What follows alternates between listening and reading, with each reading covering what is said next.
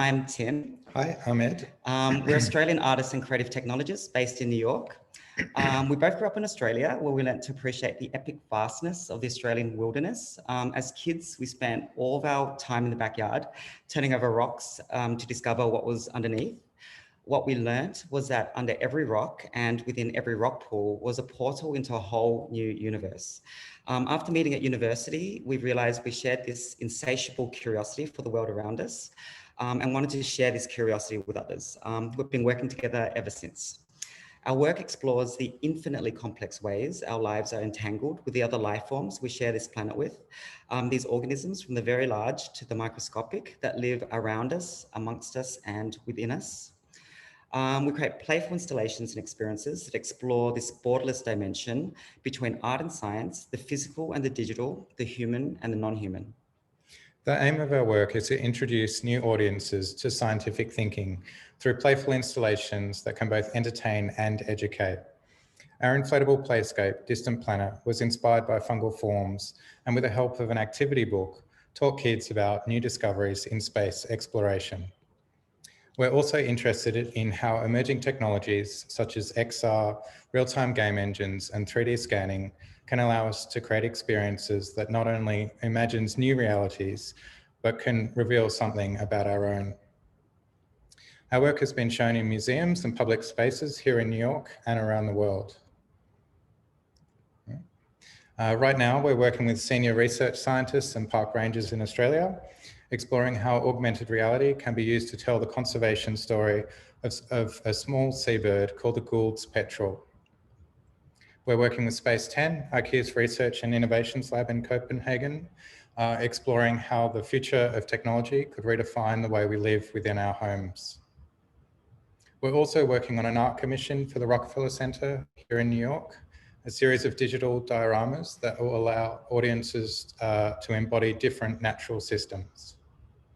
Last year, we created this artwork called Monster, and with your help, we'd like to take this project and evolve it into an even bigger and more ambitious new series of works.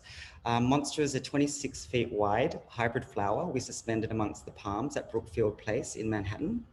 For this project, our research looked into the fascinating lives of microheterotrophic flowers, cordyceps, and the world's largest flowering plant, the corpse flower from Sumatra.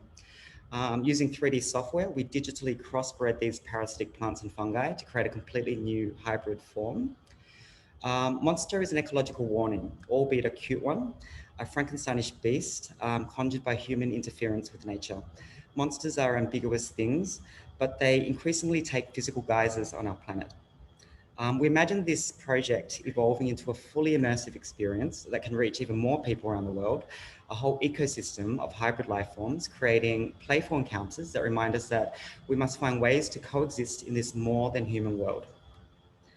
A critical component of this new experience is that it goes beyond just the immersion.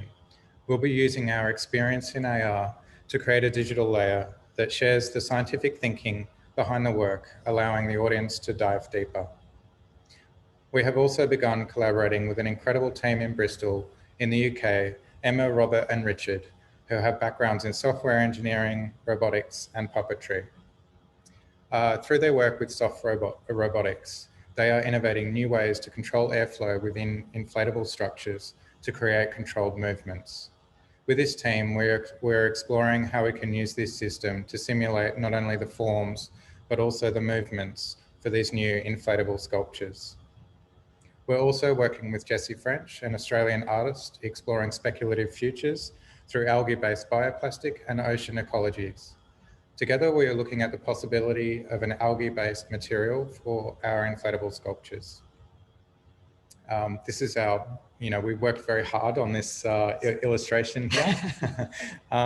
So in the not too distant future, we imagine a whole series of giant autonomous soft robots made of algae, air and circuitry, traveling the world, encouraging ecological awareness. Imagine how awesome it would be to be in a room full of hybrid mushrooms that could help us see the world from a fungal perspective and teach us about microremediation or the Wood Wide Web. We're looking for collaborators, microbiologists, mycologists, marine biologists who are interested in sharing their research with the public through interactive experiences. Together, we can find ways to make people fall in love with organisms as alien to us as slime mold, nudibranchs, bacteria, and parasitic fungi. To create our most ambitious installation yet, we are seeking funding partners or museums, festivals, or public spaces interested in commissioning this work. Go to our website where you can find our email and Instagram. You can also find our details in the chat. And we'd like to end with this thought. In the midst of terrible destruction, life finds ways to flourish, and that shimmer of life does indeed include us. Thank you. Awesome. Thank you. That was really amazing, Tin&Ed. I just have to say quickly, like something that I just love about your guys' work is the playfulness of it. Like it's almost like a Maurice Sendak, like Where the Wild Things Are vibe I get from like, you know, like that play. And I just wonder if you want to talk a little bit about why you, and maybe I'm off base, but like why you think play and this idea of playfulness is important.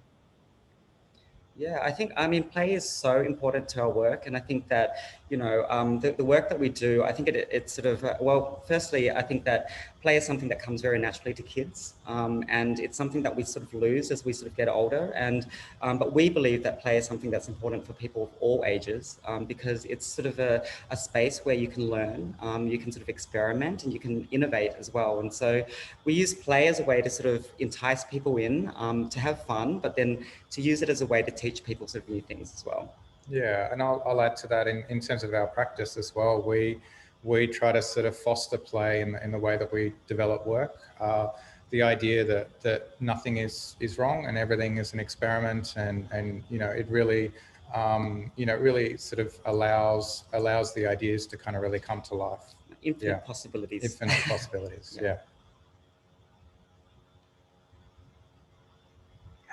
Leave it to my other panelists here. Janna? Actually, I was going to ask something else, but I have to ride the theme of play. If you think about how children learn through play, we will never learn that well again in our lives than as we do as children. So if you think about how we acquire language or how we understand that there's an external world or that things are solid, like we're all experimentalists, we're all artists, we all do all these things and it's completely organic.